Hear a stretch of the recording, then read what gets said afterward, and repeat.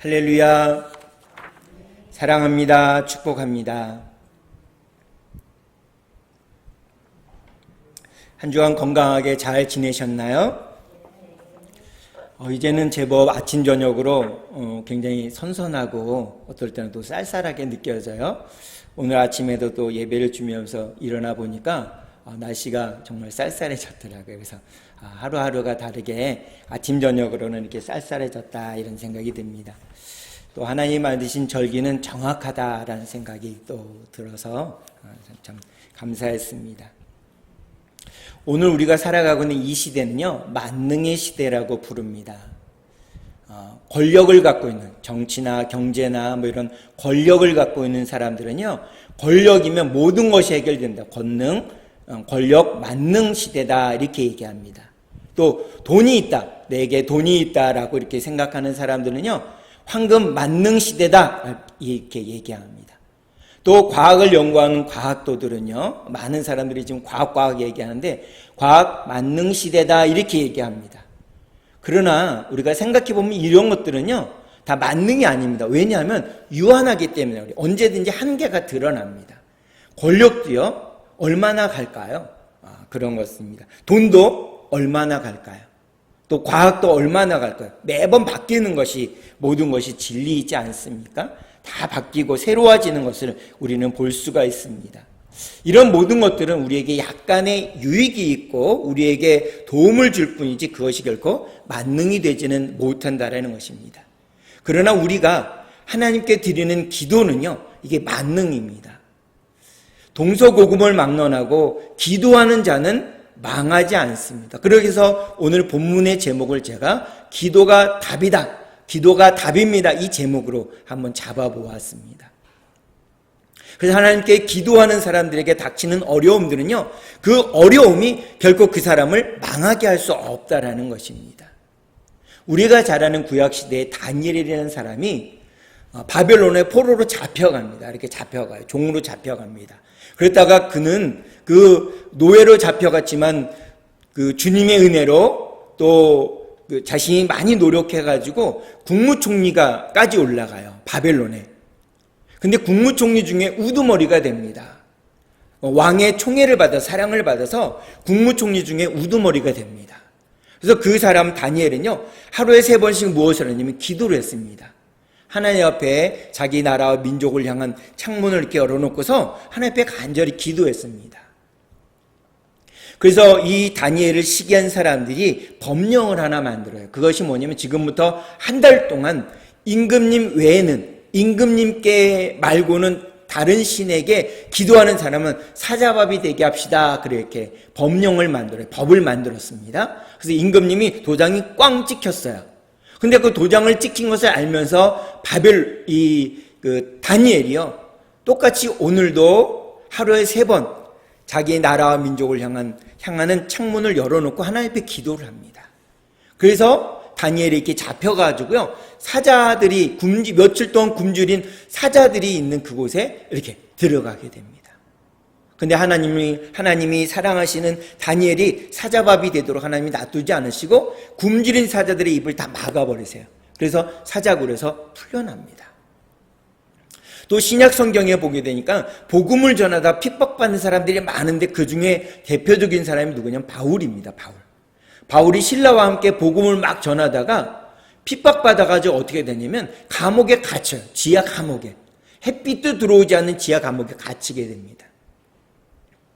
그곳에서요, 수갑을 차고 발에 착고를 차고서요, 이렇게 감옥에 갇혔습니다. 근데 그곳에서 어떻게 했냐면 이 바울과 실라가 밤새도록 기도하며 찬양했어요. 그랬더니 이 옥터가 막 흔들려요. 막 흔들대더니만 이 손에 있는 수갑이 풀리고요, 발에 있는 착고가 풀립니다. 그리고 감옥문이 다 열려요. 다른 죄수들이 다 때는 이때다 다 도망갑니다. 근데 바울과 신라는 도망가지 않고요, 그 자리에 그대로 있어요. 그래서 간수가 모든 감옥이 그 죄수들이 도망갔구나 해서 자살하려고 하니까 바울과 신라가 멈춰라 이러더니 나는 여기 있다, 우리는 여기 있다, 자결하지 말아라 이렇게 얘기합니다. 그래서 이제 풀려나게 되는 이야기가 신약 성경에 기록되어 있어요. 그리고 여호수아가 간절히 함께 기도했더니 하늘에 떠 있는 태양이요, 이게 지지 않는 겁니다. 그래서 전쟁에 승리하게 돼요. 또 선지자 이사야는요, 하나님 앞에 간절히 기도했더니 아하스의 일령표, 이 해시계 같은 거가요, 이게 어떻게 되냐면 앞으로 가는 건 쉬운데 뒤로 다시 돌아갈 수가 없습니다. 해가 멈춰선 거죠. 그래서 아하스의 일령표의 그 해 그림자가 10도가 뒤로 물러나는 일이 일어나게 됩니다. 이런 일들이 계속적으로 일어나요. 그래서 기도는 바로 능력입니다. 기도는 그리스도인의 생명과 같은 것입니다. 기독교는 무슨 종교냐? 바로 이 기도의 종교입니다. 그래서 예수님께서 그렇게 말씀하셨잖아요. 쉬지 말고 기도해라, 이렇게 말씀하셨잖아요.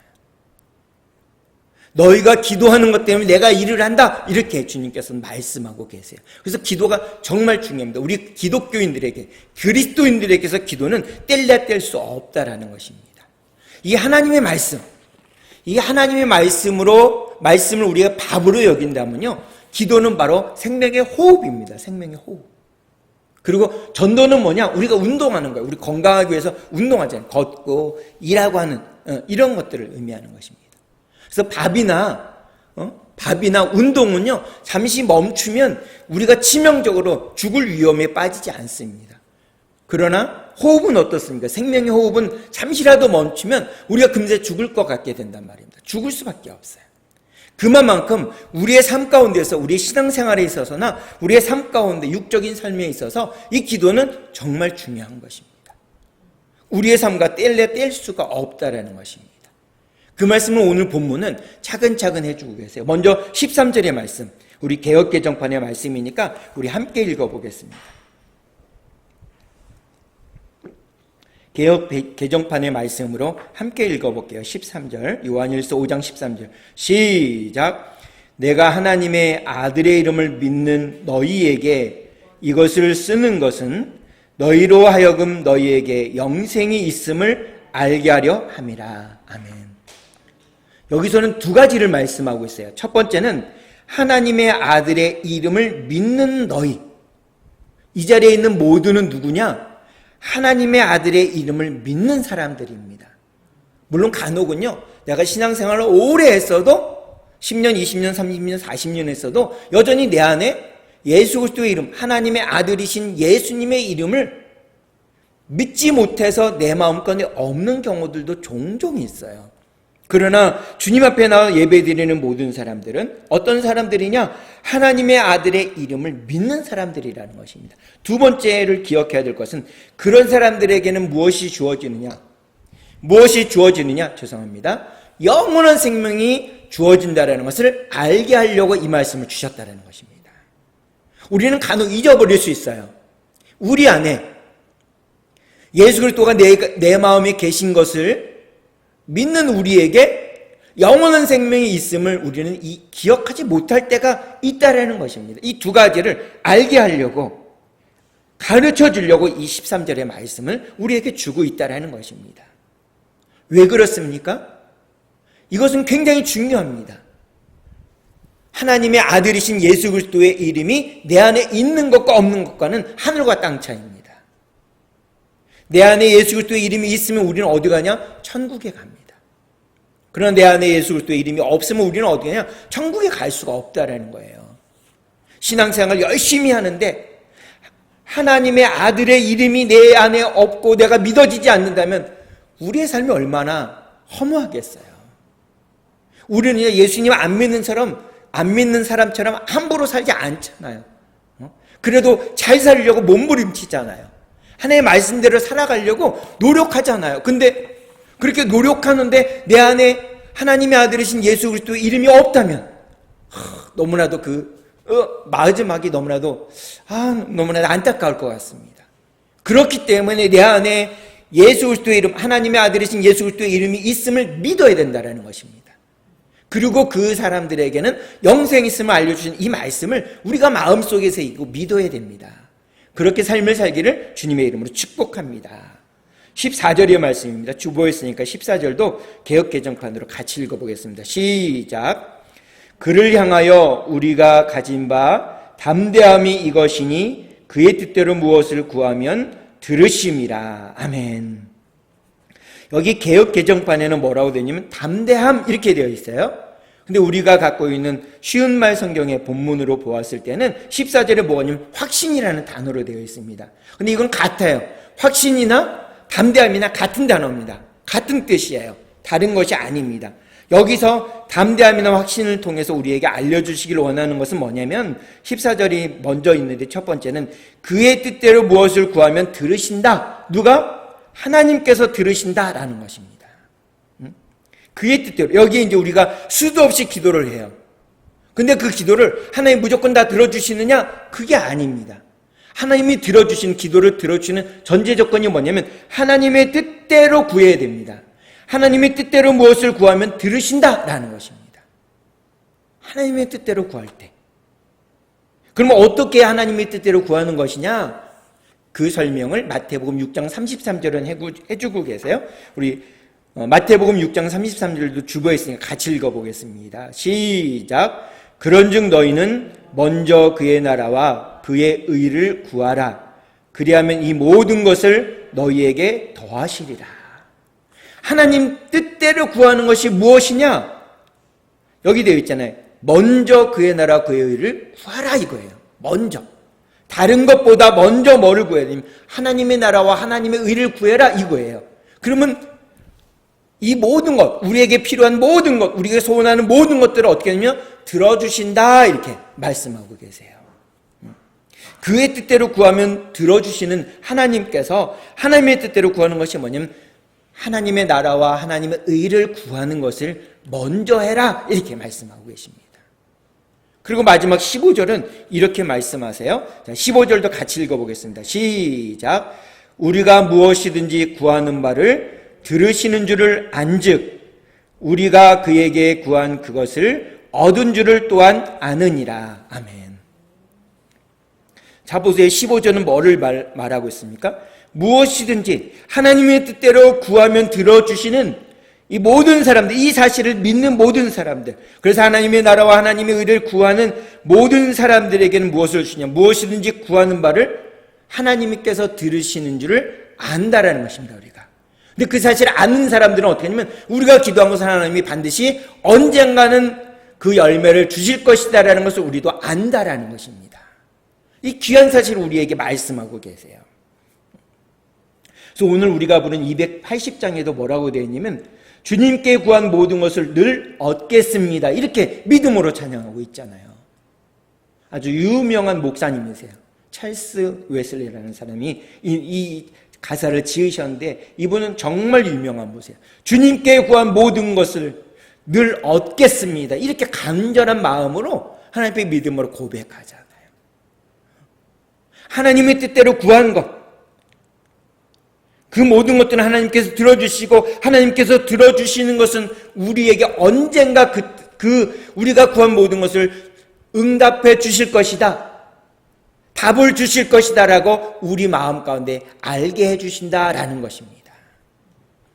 근데 그 언젠가라는 것이 내가 정한 시간이 아니에요. 하나님이 정한 시간에 우리 부모님의 구원을 위해서 기도한다면, 우리 자녀들의 구원을 위해서 기도한다면, 자녀들이 손으로 하는 모든 일들이 잘 되기 위해 기도한다면 때가 되매 예수님이 이 땅에 오신 것처럼 때가 되매 우리의 기도를 반드시 열매로 응답해 주실 줄로 믿습니다. 그 예시를 예수님께서는 오늘 세 가지로 우리에게 말씀해 주고 계세요. 첫 번째 예시는 뭐냐면 자녀를 살리기 위해 끈질기게 기도하는 여인의 기도가 있습니다. 마태복음 15장에 보게 되면요, 가나안 여인인 수로보닉의 여인이 나타납니다. 예수님께서 3년의 공생애를 하는 동안에 두로와 시돈이라는 지방에 가셨습니다. 하루는. 근데 그곳에 가서 많은 사람들이 막 예수님이 오신 것을 봐요.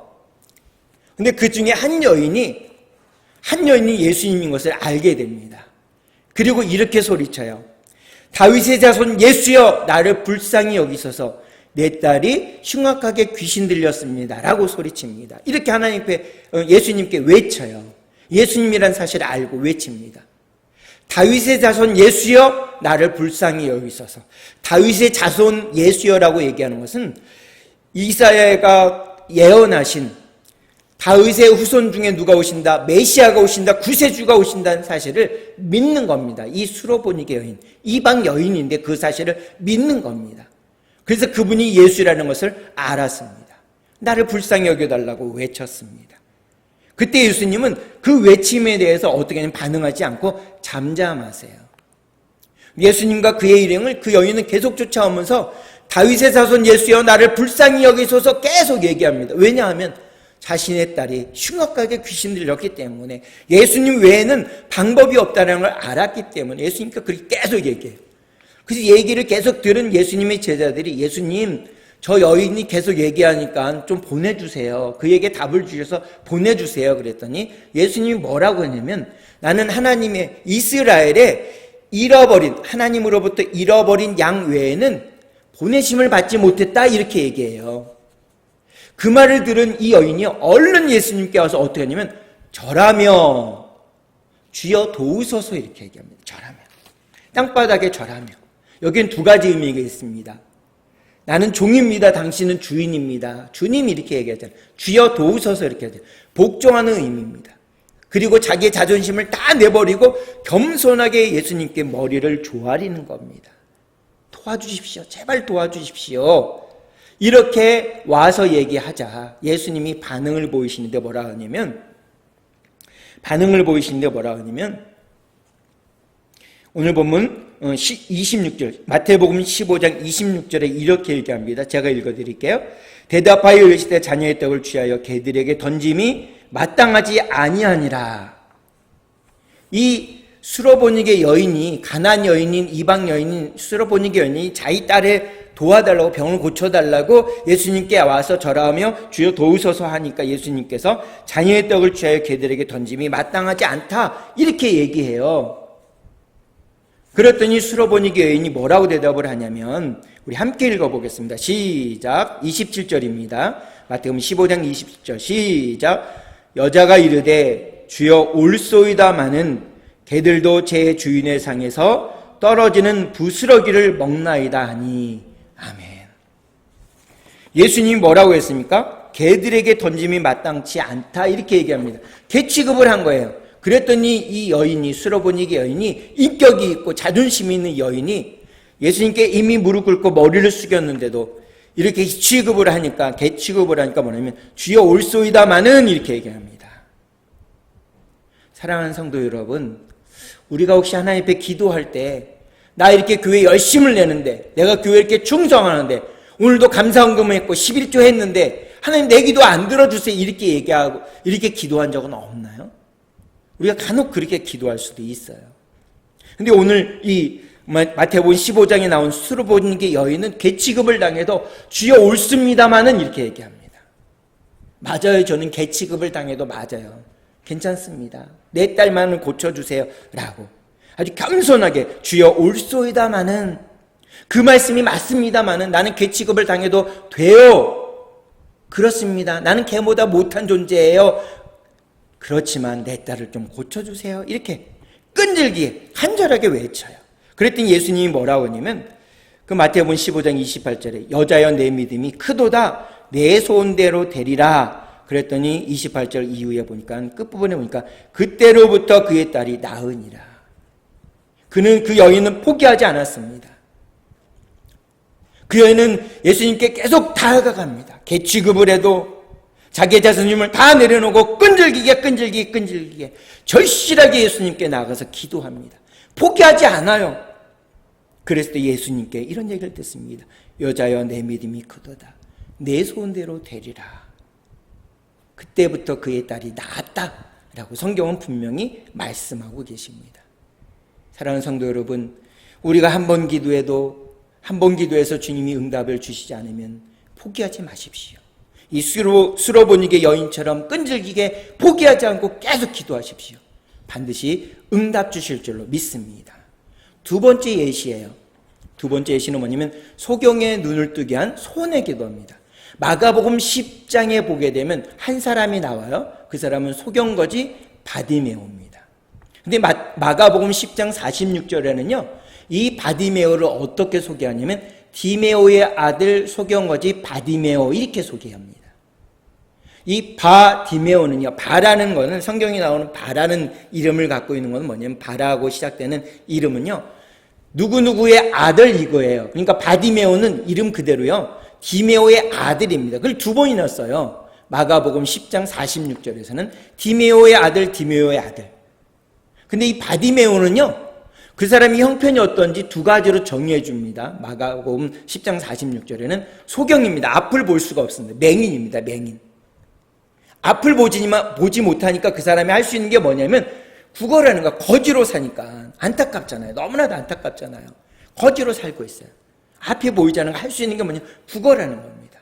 그것도 사람들의 도움을 받아서 여기 와서 앉아서 구걸을, 지나가는 사람에게 이렇게 구걸하는 겁니다. 그래서 한 끼 먹고 하루를 살아갑니다. 근근히 살아가요. 이 사람의 소원이 무엇이었을까요? 이 사람에게 소원은요, 자기 눈을 뜨는 거잖아요. 보고 싶잖아요. 보고 싶은 거. 그거 한 가지입니다. 하나님의 은혜는 어떤 사람에게 임하냐면요, 그냥 뭐 적당히 그냥 이렇게 살아가는 사람에게 임하는 것이 아니라 간절한 소원을 가진 사람. 난 이걸 꼭 해야 돼. 꼭 해야 돼. 라고 했던 이 사람. 이걸 꼭 이루어 주십시오. 라고 하는 그 마음을 갖고 있는 사람. 내 육신의 질병이면 질병. 우리 자녀들이 잘 되는 것이면 잘 되는 것. 이렇게 원하는 것에 대해서 하나님은 반드시 그렇게 간절한 사람에게는 응답을 주세요. 이 소경, 이 바디메오, 소경 거지인 바디메오, 이 사람이 그날을 그날처럼 살아가고 있을 때 그의 귀에 들리는 한 가지 소식이 있습니다. 그게 뭐냐면 바로 예수님이 자기 동네에 오신다는 거예요. 이 사람은 귀는 열려 있잖아요. 귀는 들리잖아요. 소경이지만, 앞은 안 보이지만. 그러니까 사람들로부터 어떤 소식을 듣냐면 예수님은 말이야, 이 죽은 자를 살렸대. 예수님은 안진뱅이를 일으키셨대. 일어나게 걸어가게 하셨대. 또 문둥병을 고쳐주셨대. 또 소경의 눈도 고쳐주셨대. 라는 얘기에 이 사람의 귀가 쫑긋한 겁니다. 그래서 예수님이 오셨다는 말에 이 사람이 뭐라고 외쳤냐면 다윗의 자손 예수여 나를 불쌍히 여기소서 이렇게 외칩니다. 다윗의 자손 예수여 나를 불쌍히 여기소서 라고 외쳐요. 아마 조용하게 안 했을까요? 막 시끄럽게 얘기했을 것입니다. 다윗의 자손 예수여 나를 불쌍히 여기소서. 얼마나 힘차게 외쳤는지 걸어가시던 예수님의 걸음을 멈추게 했습니다. 그리고 그 사람을 오게 했습니다. 그리고 예수님이 그 사람과 대화를 하세요. 그 내용이 마가복음 10장 51절과 52절에 있습니다. 우리 함께 읽어보겠습니다. 마가복음 10장 51절 52절 시작. 예수께서 말씀하여 이르시되 내게 무엇을 하여 주기를 원하느냐. 맹인이 이르되 선생님이여 보기를 원하나이다. 예수께서 이르시되 가라 내 믿음이 너를 구원하였느니라 하시니 그가 곧 보게 되어 예수를 길에서 따르니라. 자 보세요. 예수님의 발걸음을 멈추게 했던 것은 이 소경 바디메오, 너무나도 남루한 이 바디메오의 외침, 다윗의 자손 예수여 나를 불쌍히 여기소서라는 이 외침 때문에 예수님의 발걸음을 멈추게 했습니다. 그리고 예수님이 그에게 묻습니다. 내게 무엇을 하여 주기를 원하느냐? 내게 무엇을 하여 주기를 원하느냐? 이 질문에 우리는 무엇이라고 답하기를 원하십니까? 이 소경 바디메오는 딱 한 가지, 선생님이여 보기를 원하나이다. 이 사람에게는 이 소원이 다였습니다.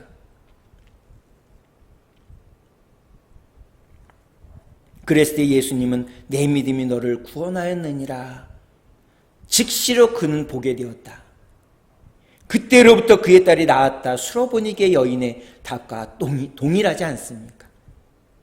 절실하면, 간절한 소원을 갖고 있다면 하나님께서는 반드시 응답 주실 줄로 믿습니다.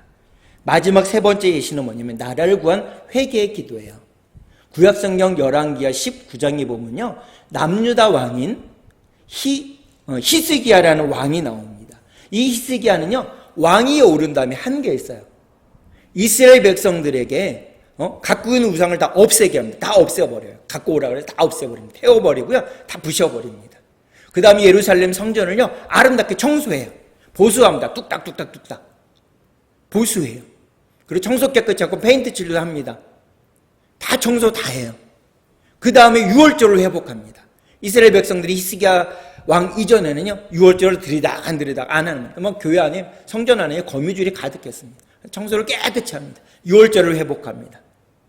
그 다음에 이스라엘 백성들이 늘 가던 성황당, 우리나라의 성황당 같은 것을 없애버립니다. 산당을 없애버려요. 그래서 하루하루 하나님께만 예배하는 거예요. 이 사람들이 히스기야 왕 때문에 다 회의에 너무 좋아합니다. 이렇게 좋아하는 것도 너무나 좋았어요. 이 좋아하는 것도 계속 쭉 가지 않고 당시에 최강대국이었던 아수르라는 나라가 이 남유다를 공격해오는 겁니다.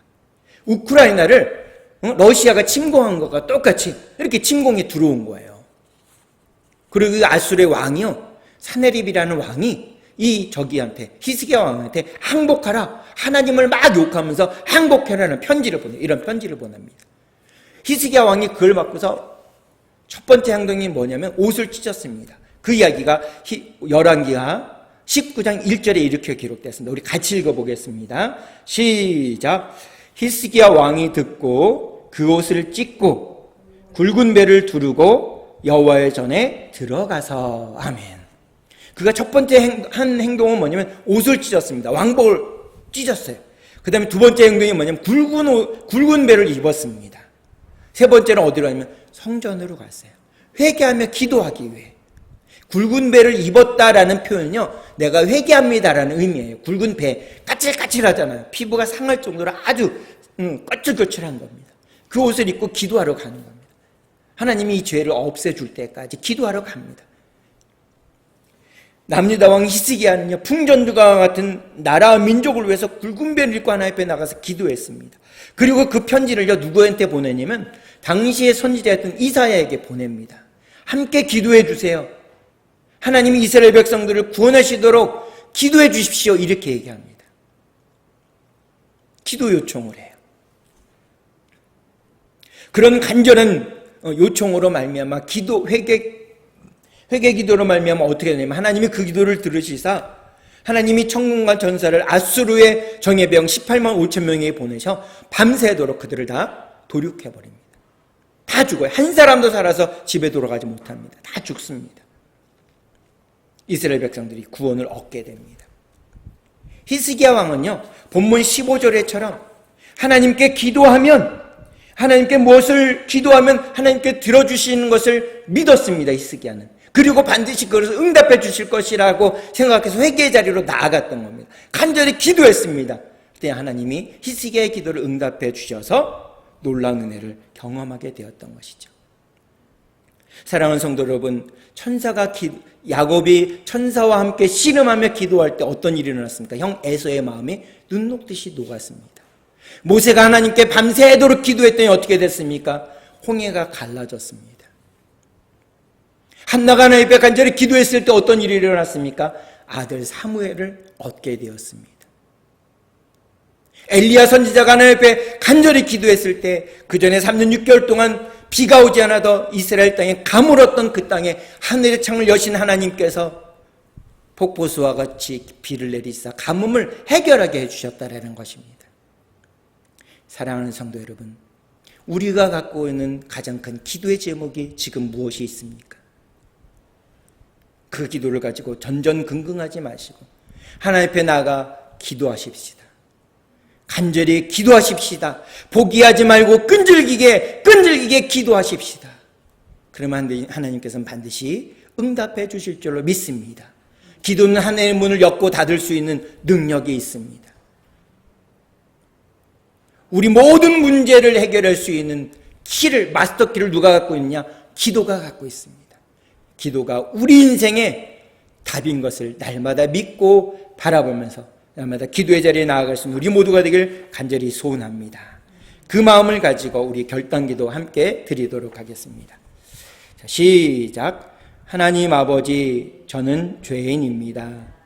어디에서 와서 왜 살며 어디로 가는지 알지 못하고 방황하며 살았습니다. 저의 죄를 위하여 십자가에서 죽으시고 부활하신 예수님을 제 구주로 모셔드립니다. 이제 저는 하나님의 자녀가 되었습니다. 지금부터 영원토록 주님과 함께 살겠습니다. 예수님의 이름으로 기도드립니다. 아멘. 기도하겠습니다. 참 좋으신 아버지 하나님, 감사를 드립니다.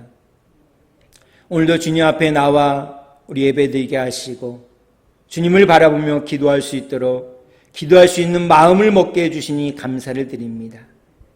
하나님의 아들의 이름을 믿는 우리에게는 영원한 생명이 있음을 말씀해 주셨습니다. 또 하나님의 뜻대로 구하는 모든 사람들의 기도를 하나님께서 들어주시고 또 하나님께서 그 들으신 기도를 반드시 열매를 맺게 하신다라는 그 주님의 말씀을 이 시간 우리가 믿습니다.